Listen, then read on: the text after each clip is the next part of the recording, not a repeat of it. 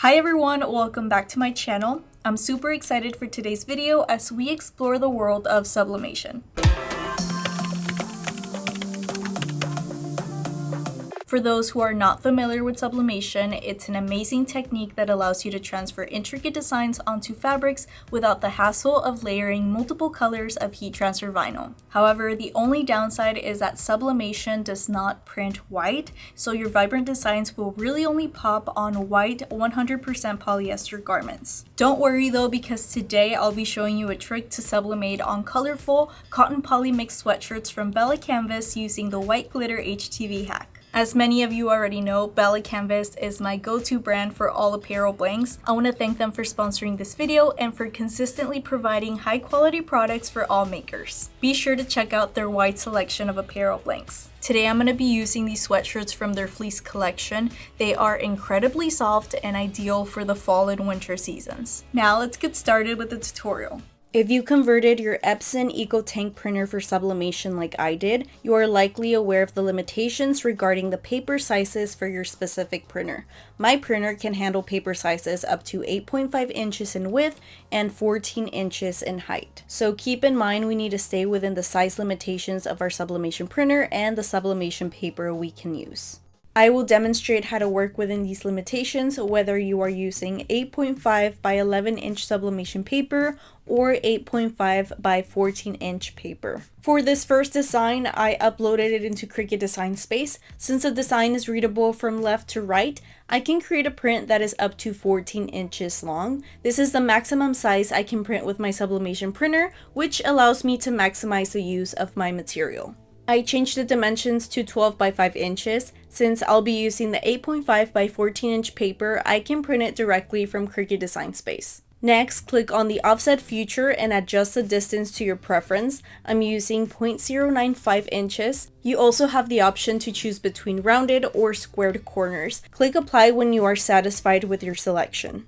To modify the offset layer you just created, change its operation to basic cut and adjust the color to white. This will help you better visualize your final project since we are using white glitter heat transfer vinyl. Ensure that your main design layer is set to print then cut. When you click the green make button, your screen should display two mats, one for the main design and another for the offset layer. Please note that you will be ignoring the actual print then cut function. Our goal is to print the images using the sublimation printer directly from Cricut Design Space rather than cutting around the image with the Cricut. To print the image, first adjust the material size to match the dimensions of your sublimation paper. I set it to 8.5 inches by 14 inches and then click to continue.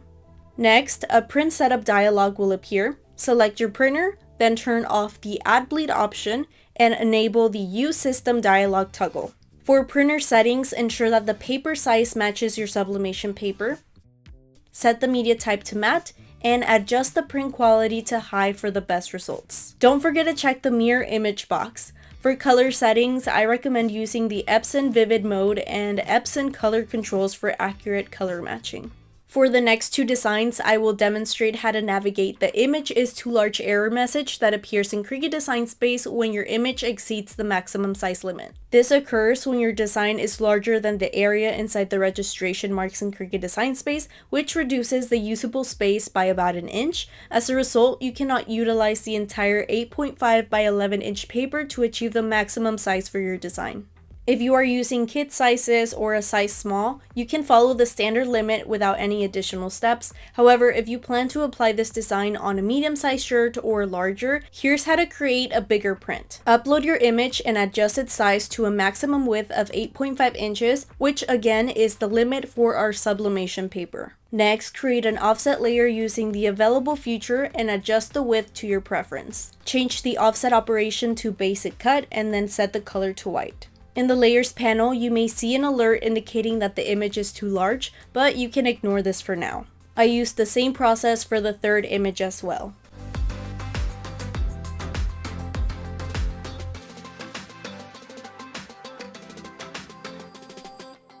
By the end, you should have two layers for each image, the original image and the offset layer we created for each one. Then I went over to Canva to create a custom size design with the sublimation paper dimensions. For these two designs, I'll be using 8.5 by 11 inch sheets. First, upload your images and crop them as needed. Make sure your design is cropped accurately. If you notice extra space around the actual element, crop as closely as possible to the edges of the images. This will ensure the dimensions match our specifications in Cricut Design Space. To adjust the dimensions of the image, click on the position option and change the width to 8.5 inches. The image should fill the width of your canvas. I uploaded the third image into Canva and followed the same process as before. I adjusted the width to 8.5 inches. Next, return to Cricut Design Space and verify that the dimensions match those in Canva. In my case, everything matches perfectly. Now you can hide the two images in Cricut Design Space since we will be printing those outside of the software. Now head back to Canva and download the images as PNG files.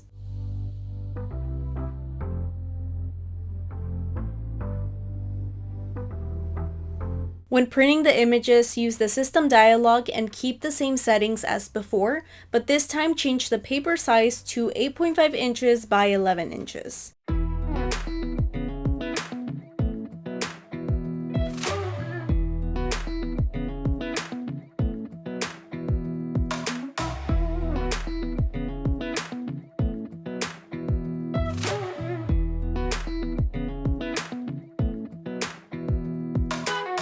After printing, you will notice registration marks in each corner. Don't worry, they will be trimmed off so they won't appear on the final design. This step is optional, but I highly recommend it as it makes the application process much easier. I like to cut around the sublimation transfers, although it doesn't have to be perfect.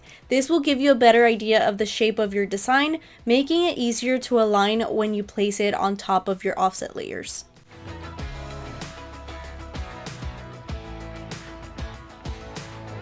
Remember to mirror your images before cutting. Load your material onto your mat, or if you're using the matless option like I am today, just slide the iron-on vinyl directly into your Cricut using the roll holder.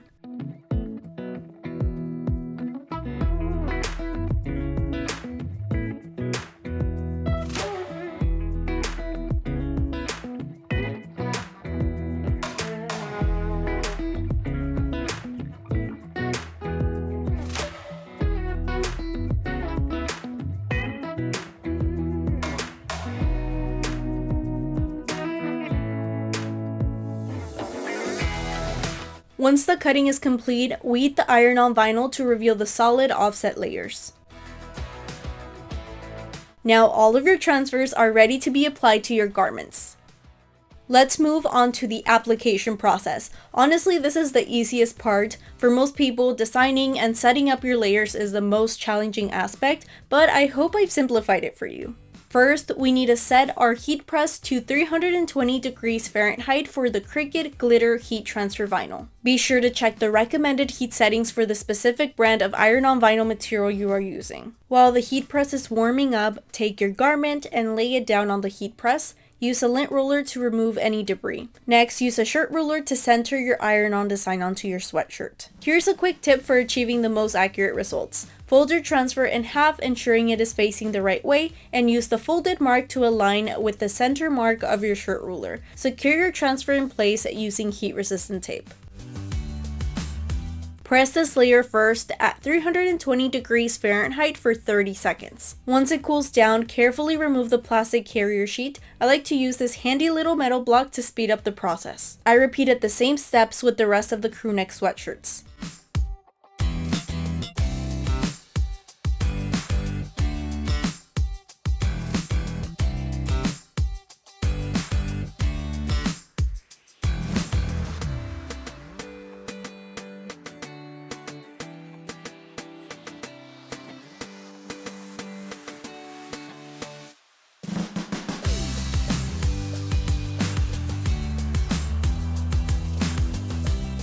Next, raise the temperature of your heat press to 400 degrees Fahrenheit. I place the sublimation transfer directly on top of the glitter iron-on vinyl layer, making sure it is aligned as best as you can. Use heat-resistant tape to help keep the sublimation paper in place. Lastly, place a piece of butcher paper on top and heat press your sublimation transfer for 50 seconds. Remove the sublimation paper to reveal your final results.